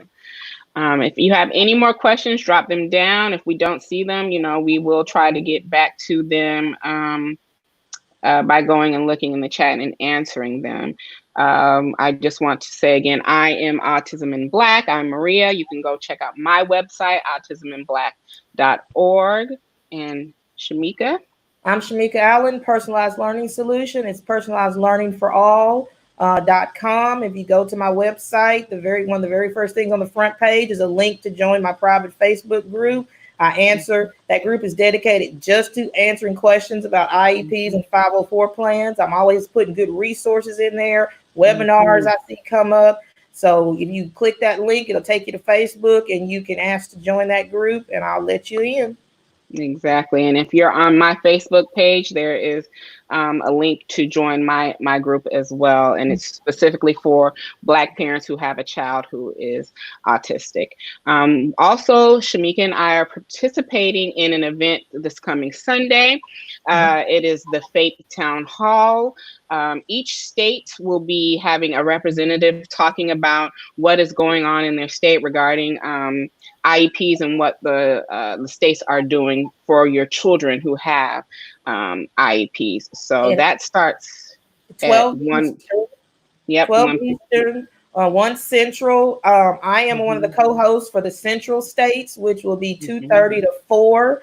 I will also be speaking on Arkansas, Texas, and Wisconsin. And Maria, what are you? You're speaking I on am Florida, Utah, and New Mexico. Mexico.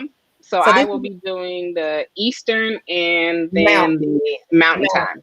So this is going to run for about 4 or 5 hours. If you go to Facebook and you type Fake Town Hall, you will get Mhm. linked to a page and it'll have an event reminder, just like Maria's event did, our event tonight.